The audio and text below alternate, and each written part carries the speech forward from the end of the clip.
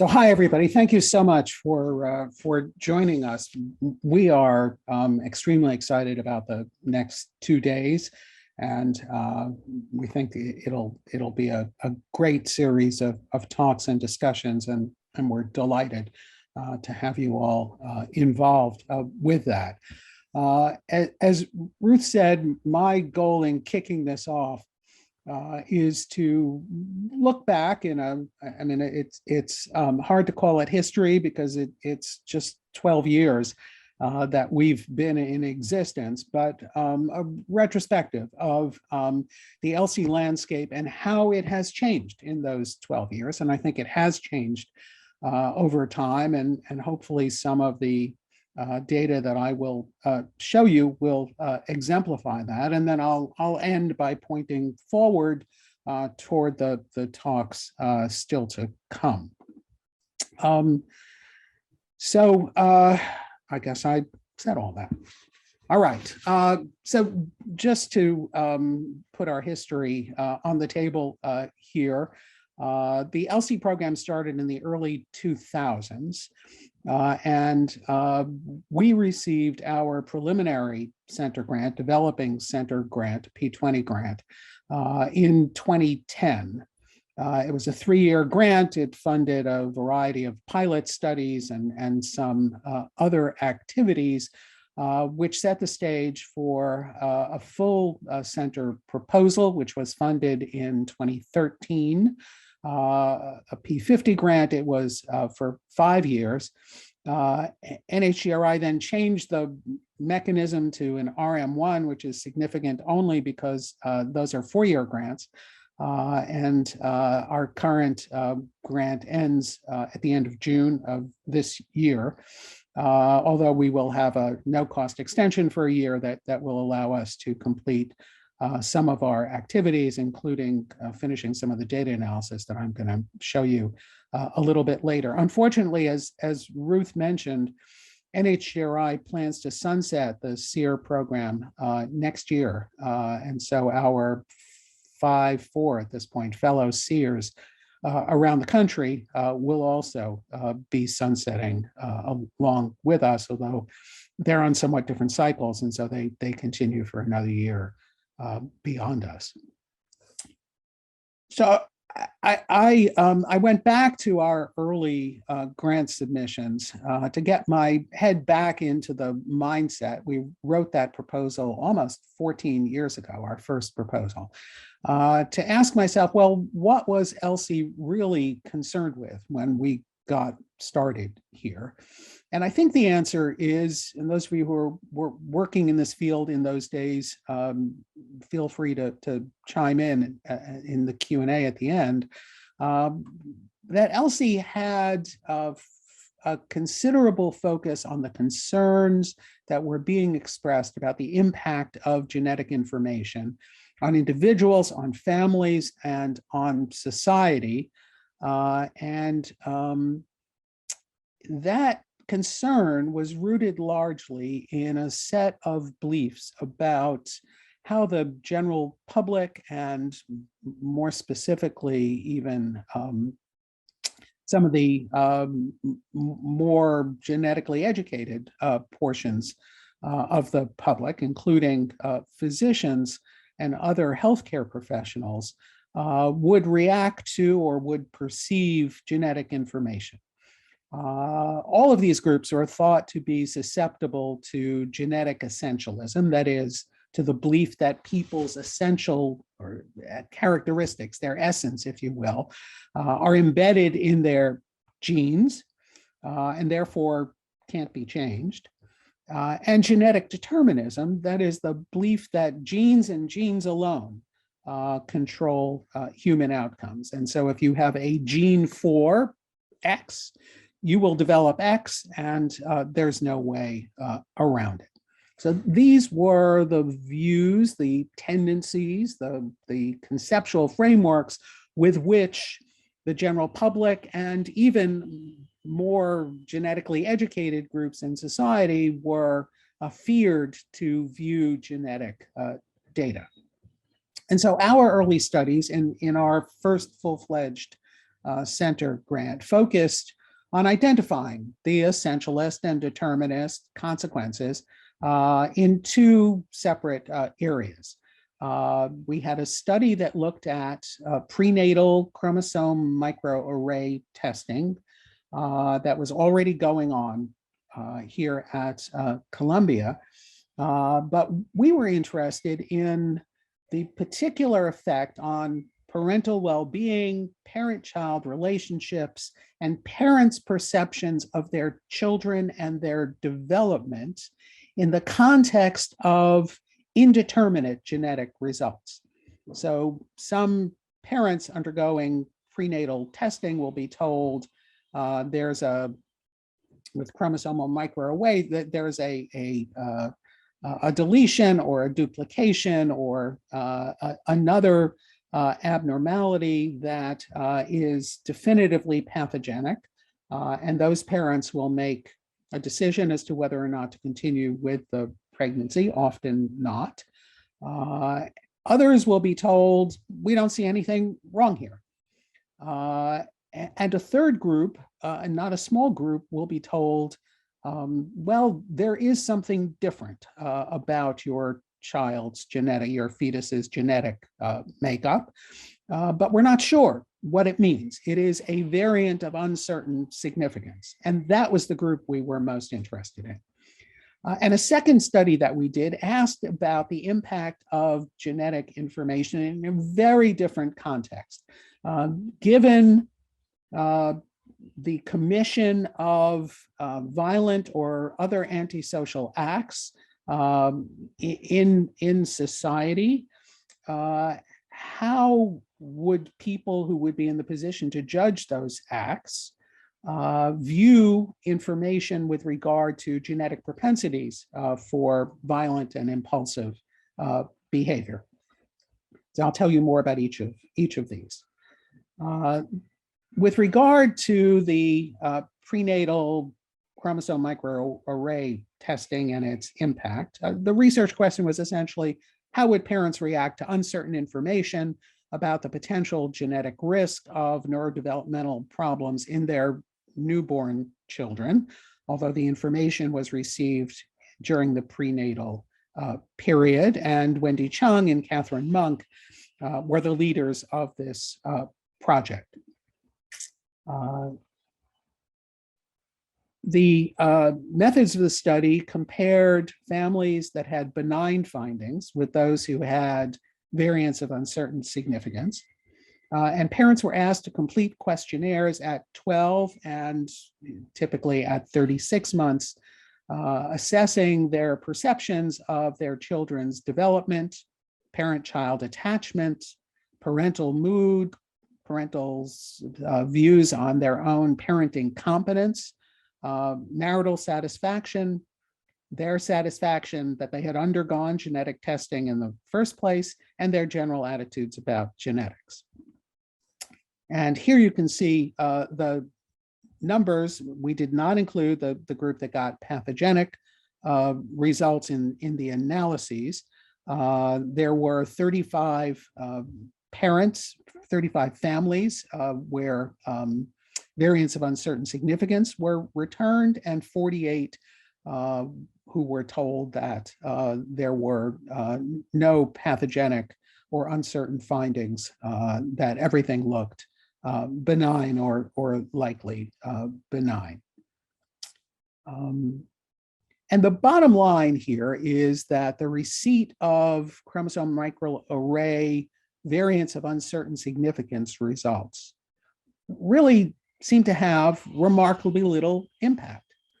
There was no observable impact on parental well-being, on their self-assessment of the status of their marriage. There was limited impact on their perception of their children's development and behavior at 12 months, but that had disappeared essentially at 36 months as the child developed further and the parents became reassured. Parents who received variant of uncertain significance findings, however, did express dissatisfaction and frustration with their decision to undergo CMA testing, probably because the tests are limited inherently in what they can tell you, and VUS results are inherently ambiguous. But the bottom line was not much impact on what you might have thought a priori would be a situation that would be profoundly upsetting to parents. The second study we did in that period from 2013 to 2018 looked at the effects of behavioral genetic evidence on perceptions of criminal responsibility and the allocation of appropriate punishment. And we wanted to know to what extent such genetic data would affect people's determinations of responsibility and the punishments they would assign. And just by way of very quick background here, in the early 2010s, criminal defendants were increasingly introducing evidence in court, usually at the time of sentencing, that they had an allele, typically the low activity monoamine oxidase A allele, that had in some studies been linked to impulsivity and violence. And the argument that they were making, or their lawyers were making on their behalf, was essentially, my client is less able to control his behavior than other people are, and therefore he's less blameworthy for his behavior, and you should take that into account when you determine the punishment that he should receive. And so we used a vignette methodology and surveyed a representative sample of the US population who were randomly assigned to read cases about people who committed antisocial acts with or without behavioral genetic data and or neuroimaging data, which was said to indicate a propensity to impulsive antisocial behaviors as an explanation for what they did and as an argument for mitigation, going easy on them. And we did this in two waves, and we varied the nature of the cases. There was a pretty severe beating, which served as the basis for the criminal sentencing case. There was an insanity defense case based on a murder, a death penalty case, which was another murder case. And then we wondered about less severe sorts of situations. And so we compared juveniles versus adults and people's determination of sentencing for them, thinking perhaps they'd be more lenient with juveniles who had a genetic propensity towards antisocial behavior.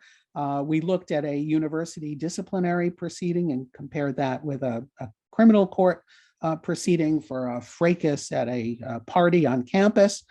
And we looked at everyday attributions of responsibility in the context of the behavior of children.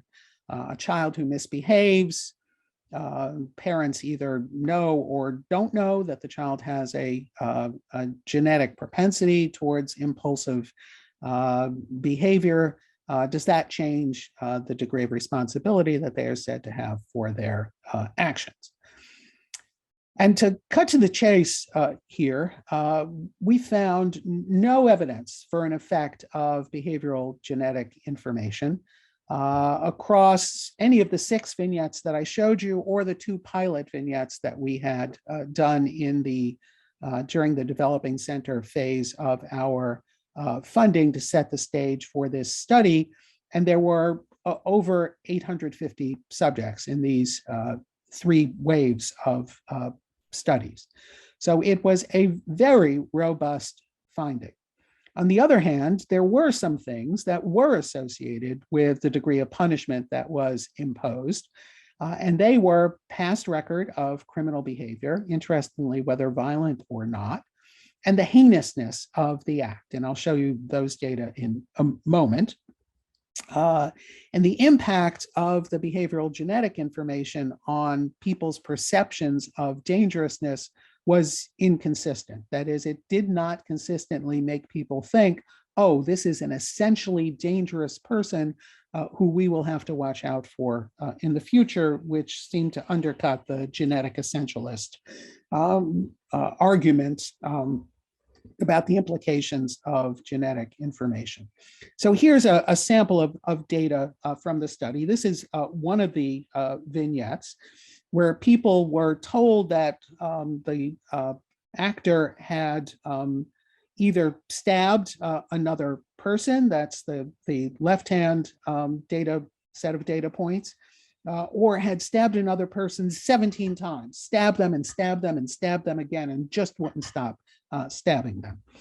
You can see that the heinousness of the action, the number of stab wounds, 17 versus 1, makes a big difference in the length of confinement that people thought was appropriate in this case. On the other hand, the various colored lines indicate no mitigating information. In green, genetic propensity for impulsive violent behavior. In yellow, neurological evidence based on neuroimaging for a deficit in behavioral control. And the violet line, if it looks violet to you, it is on my machine, was both genetic and neuroimaging data. And there were no significant differences based on the kind of information that was provided.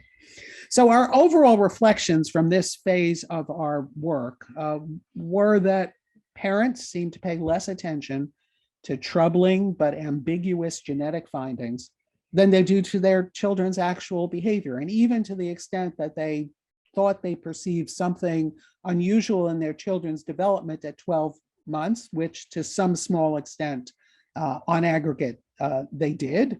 That disappeared by 36 months. It was not possible to identify long-term effects of the variant of uncertain significance finding in the prenatal testing.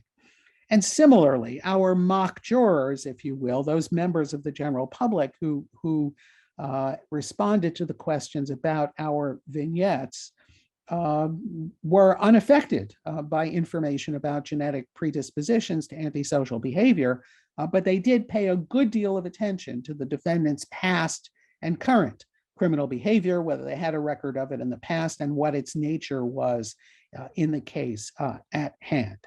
There was, in summary, not much evidence for the impact of essentialist and determinist views of genetics. And we were not the only ones to identify this tendency among the general public to downplay the implications of genetic data. So one of the things our center did in collaboration with the Hastings Center and Eric Parens and Josie Johnston and others from the Hastings Center have been an integral part of our work and our center from the very beginning. We co-sponsored a conference called Looking for the Psychosocial Impacts of Genomic Information. And out of that conference came a special report published by the Hastings Center report that Eric Parens took the lead in editing and putting together, which assembled a great deal of information suggesting that there was relatively little impact that was identified despite all the concerns of genetic information. But it's important to say not exactly no impact. Although quantitative studies tended not to have significant findings, there were qualitative studies in certain contexts that seemed to suggest that at least among some people, there were effects and sometimes negative effects of receiving genetic information. And so as we prepared for our 2018 to 2022 phase of work, we wondered if the qualitative studies might be picking up a signal that the measures being used in the previous quantitative work were just not sensitive enough to detect. And we wondered whether different approaches could yield different outcomes of the studies. That is, if we looked in a more careful, more fine-grained way at the impact of genetic information in a potentially sensitive context, perhaps then we would find these determinist and essentialist views that people had been so sure would constitute major problems for the introduction of genetic data more broadly. And so we designed a study that piggybacked on a remarkable ongoing study, which is still going on, which is funded by the Simons Foundation, which is the largest funder of autism-related research in the US, called SPARK. The goal of the SPARK study was to identify and genotype and sequence 50,000 probands with autism and both of their parents. So 150,000 subjects was the goal, and that number may actually be exceeded, is my understanding. They were including extensive clinical phenotyping, formal developmental assessments, exome and genome sequencing, and the return of definitive diagnostic results to the families with genetic counseling. And our colleague, Wendy Chung, is the PI of the SPARK study. Well, we wondered what the impact of that return of diagnostic genetic results might be on these families. And so we designed a study which involved a survey of parents, also adult and adolescent probands, although the data I'm going to show you in a moment are from the parents, before receipt of genetic results and 1 month after, and also 1 year after. And also 1 year is in brackets because the 1 year data collection is not completed yet. So the data I'm going to show you are from the 1 month time point. And we were interested in comparing the change in scores on a variety of measures between groups that did and did not have causal findings. About 10%, roughly a little less, of families participating in SPARK who go through the genetic testing will be told we've identified a definitive genetic cause for your child's autism, but 90% will be told we just didn't find anything yet. The data I'm about to show you are preliminary. We're right now in the middle of final analyses of the 1 month follow-up. And so although some things may change, I can tell you from having looked at those data, not a lot is going to change. And the bottom line is essentially going to remain the same. And we also had qualitative interviews performed for in-depth exploration of the parental responses. The scales we used focused in a finer grained way than I think was true in previous studies on 3 broad areas in which genetic results might potentially impact people, particularly parents: identity, responsibility, and given the ambiguity of the findings and their implications, the impact on longer term planning, both for the parents and for the child. And the research plan involved, of the thousands and thousands of SPARK participants, recruiting 800 trios, children with autism and both parents, 400 who got pathogenic findings, 400 who did not, as well as 200 adults with autism. That was our goal. We fell short for reasons I'd be happy to describe in the Q&A period. Again, half who got pathogenic findings and half who did not. The measures related to identity were measures of optimism, self-esteem, self-efficacy, autism stigma, and pathology, perceived pathology of the child. And you can see sample questions from each of the identity measures. And to sum it up, to date, based on the preliminary data analysis, we found no significant differences from baseline to 1 month post-receipt of genetic results, either in the group that had causal genetic variants or in the group that did not. There were higher ratings of pathology as opposed to normality in the group that had causal results.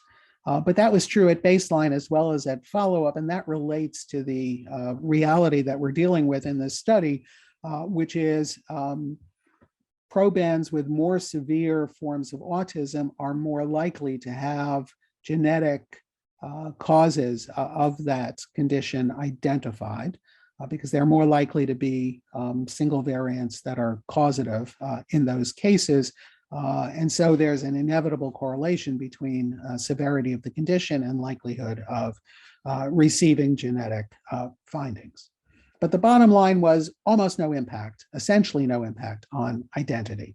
How about responsibility? Would this genetic information change parental reproductive planning or perceived risk of reproductive further reproduction, adding additional children to the family? And would it create in them a perceived obligation or responsibility to share results, search for new treatments for their child, join research studies, organize or join community groups, raise funds for autism research? Is it going to affect their real world behavior? And the answer so far from the analyses is not very much. There were no changes in reproductive plans, although parents who had causal results, interestingly, had a marked drop in their perception of the risk of recurrence if they did have a child in the future. And that's because almost all of these variants that were identified were de novo mutations. So these were not inherited mutations. Those turned out to be rarer in this study than we had anticipated. We'd anticipated about 10% of the findings would be inherited and 90% de novo. And in our data set, at least, it's almost completely de novo.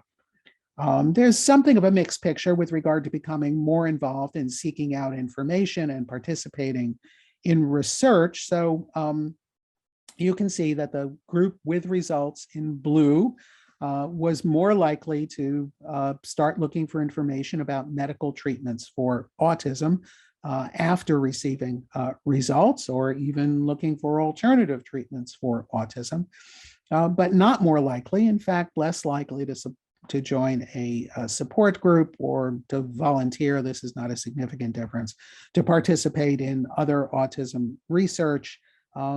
So not a consistent set of behaviors associated with receiving results, other than perhaps being motivated to see whether there's something out there, given this particular genetic finding, that could help my child. The third area we looked at was the impact of ambiguity on perceptions and perceptions both of the cause of the condition, but also where the condition was likely to lead in the future. Perceived cause, degree of therapeutic optimism, is therapy or medication likely to help? How likely do you think your child is to go on in school, have a romantic relationship, get a job, have children? These were all the kinds of questions that we asked. Interestingly, parents who got results, who had a genetic finding, perceived more of a role of chance in their child having autism because they were told this was a random de novo event, and less of a role for other factors, including age, pregnancy complications, delivery complications, and their own behaviors during pregnancy. They were more interested in exploring medication treatments after they got these results. But they were also somewhat more pessimistic about various aspects of their child's future. These are the therapies that they pursued after receiving results. Note that this scale only goes up to 10%, so they're relatively small proportions, but more of the ones with results went after medication or added behavior therapy to a smaller extent, but they were less likely to pursue educational interventions, perhaps going along with this greater sense of pessimism. So in addition to the surveys, we also conducted interviews, and Bob Klitzman, a psychiatrist and a colleague here at Columbia, conducted in-depth qualitative interviews with 20 adults. We had a goal of we had goals of 20 adults and 20 minor probands, which we didn't meet for a variety of reasons. So what I'm going to focus on here are the 40 parents who were interviewed, 20 mothers and 20 fathers, of families where results were received. There were also additional interviews of parents from families where the minors hadn't received results, and 20 members of autism spectrum disorder advocacy groups who we thought would have a very different view of these issues. Those are interesting findings, but I'm not going to be able to show them to you today. Overall, and I'll be brief here for the sake of time, parents generally thought that the genetic test results were helpful or positive, but in many cases also that the positivity was sort of mixed. There were benefits that they identified. Many respondents thought it helped just to put a name on the condition. Others thought, well, it just confirms what I already knew. My son has autism. There was a sense that it reduced self-blame. These were de novo variants after all, so they didn't feel as though they had passed this along to their child. And the genetic information tended to undercut, to some extent, the guilt that they may have felt about their behavior for the mothers in particular during pregnancy. So there was someone who talked about she had a glass of wine before she knew she was pregnant, and her husband also worked in a machine shop where he was exposed to fumes, finishing another respondent talked about finishing furniture and being exposed to fumes. People worried whether they or their spouse were older, and that might be a reason. Many of these concerns were alleviated simply by being able to point to the genetic variant. Interestingly, some pointed to a greater belief that it's not their child's fault either, that they're autistic, that the genetic cause clearly was the factor here. But there were other sort of double-edged sword kinds of responses. The woman who said that she no longer worried that the glass of wine she had consumed during the first trimester might have caused her child's autism, later in the interview, then started wondering, well, why did this de novo mutation occur? Maybe it was that glass of wine that I had during the first trimester before I knew I was pregnant. So people have an infinite capacity for self-blame, and the more intelligent ones can always find a reason why they were at fault. And, you know, some degree of guilt still remained for many of these people. There was, and this is interesting, just the last set of bullets on the bottom, a description from some of the respondents about a loss of hope that was associated with the receipt of genetic information. And you can see this quote from one father who said, "Before, we'd hoped he'd be typical. have a family and a job. Now, this was post-autism diagnosis. And in some way, but not necessarily a rational way, the mere presence of a genetic finding undercut that optimism. In some sense, they were willing to write off those hopes after the data were in hand. So where does this all leave us? Taking our 12 years of work altogether and the work that so many other people in the field have done, I think we can say fairly that it's clear that genetic findings can have some impact on individuals and families, but that impact is small in the aggregate. Now, ELSI researchers will undoubtedly continue to explore this area and should, trying to identify people who might be particularly likely to respond negatively to genetic data. There's some reason to believe that people with high pre-existing levels of anxiety and or depression are more likely to respond with spikes in those symptoms after receipt of worrying genetic findings. Situations that are particularly prone to leading to such responses, and even types of data where the probability of negative responses is greater. But taken as a whole, I think the data we have to date suggests that concerns about genetic essentialism and determinism dominating the responses of people to genetic information were overblown. And so looking forward, which is what we want to do for the rest of the next 2 days of conference time,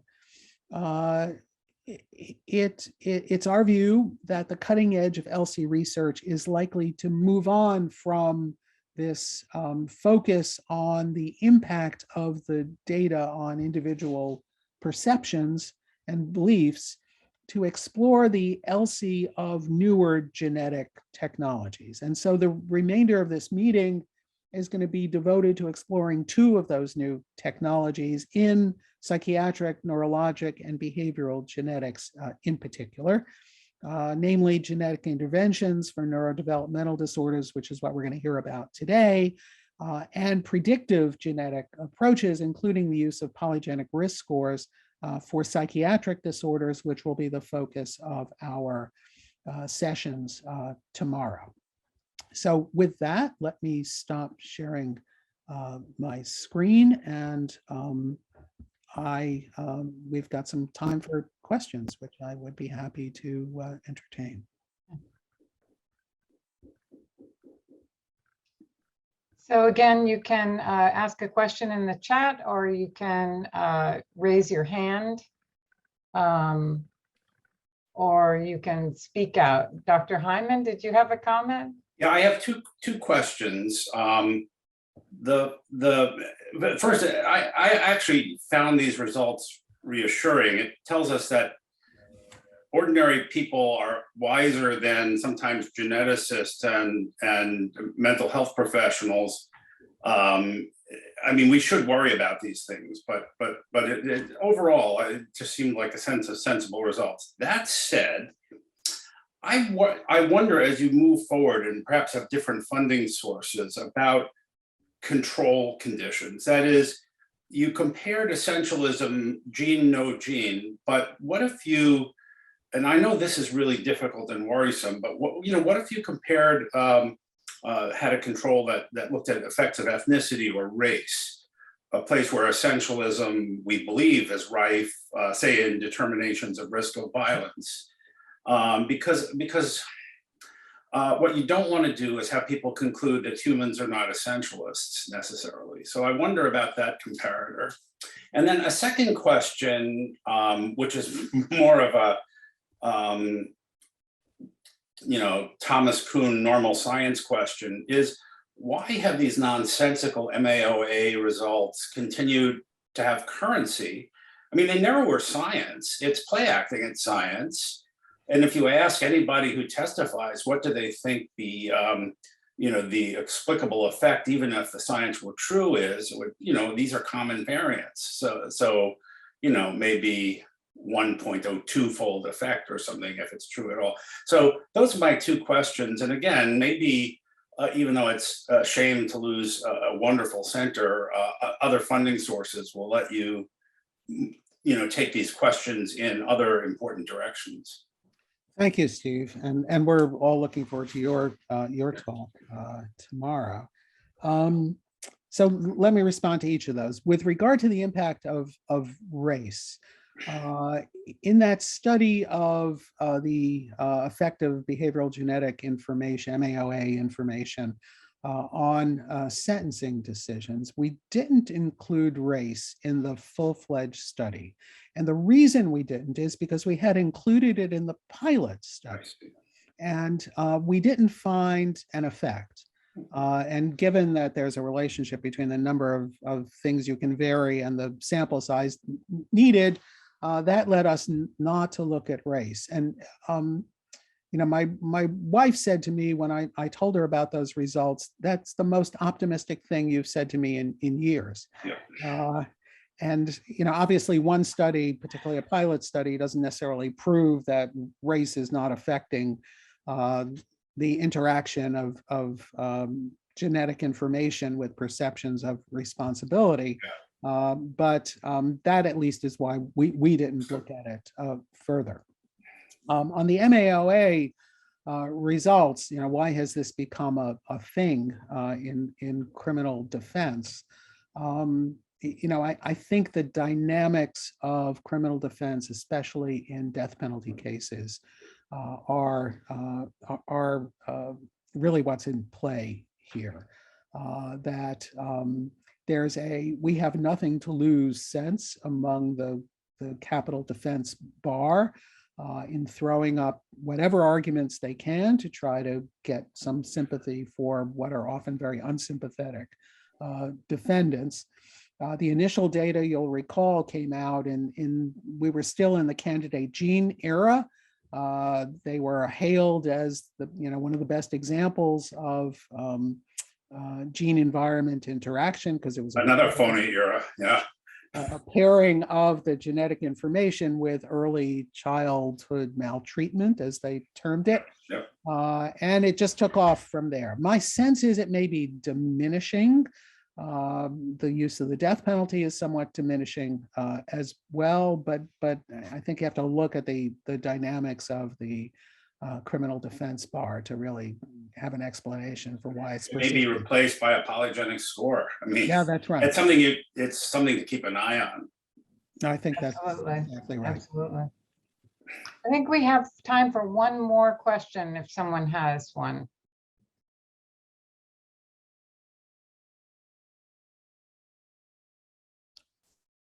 Alexis, did you want to unmute yourself? Yep, there we go. Okay. And I'm sorry for not being on video with you all today, but glad to be here. I was wondering, I also thought that the many of the results were pretty exciting to know that people are not maybe as determinist as many of us have feared. I wondered, and I don't want to be the bioethicist worry wart, but I did wonder whether what you all thought about whether maybe some of these spaces where it seems like genetics is not as much affecting people's perceptions of criminality, et cetera, one might worry, if that might shift as there's broader social attention to genetics of these areas, and what your level of concern on that is. Yeah, there's been a lot of attention to the genetics of behavior in the popular media, and even a number of research studies that have looked at the way it's being portrayed. I can't say no. Obviously, it's a theoretical possibility, a real possibility that as genetic knowledge becomes even more penetrant in our society, if you will, that people's attitudes will be more greatly affected. But even when given information strongly suggesting that genetic predispositions influenced a person's behavior, people have been resistant to attributing that behavior solely to genetics or largely to genetics. And I will tell you, we've been doing a different line of research with Matt Lebowitz and Katie Tabb, funded by the Templeton Foundation, which has come up with consistent findings showing that people are much more likely to attribute positive behaviors to genetics than negative behaviors. That's a whole nother story to tell, but probably has something to do with their internalized sense that negative behaviors should be punished and a resistance to what might be perceived as exculpating arguments. If I could just make a comment, and this kind of piggybacks on what Steve was saying too. I think we do need to look, we are looking at averages. And so it would be of great interest to find out what factors mediate the response, which people are more or less resilient, which people are more or less sensitive to having any kind of adverse impact. I mean, the fact that the average shows no adverse impact may mean that the number of people who would have an adverse response is very small. But I still think it would be of interest to look at how that variation is in the population. Yeah, and I think you're absolutely right, Ruth, and I by no means mean to suggest otherwise. Indeed, if you look at some of our data from the Spark add-on study, in spaghetti plots, you will in fact see that the lines go in every direction, and on average, they're right in the middle, but there are clearly people who are being affected, but they're being affected in both ways. Their anxiety goes up and their anxiety goes down. That's why we're getting these average results, and teasing that apart more finely, which will require large samples, might certainly be worth doing. And more in-depth interviews too. I say as a relentlessly quantitative person, Okay, thank you so much.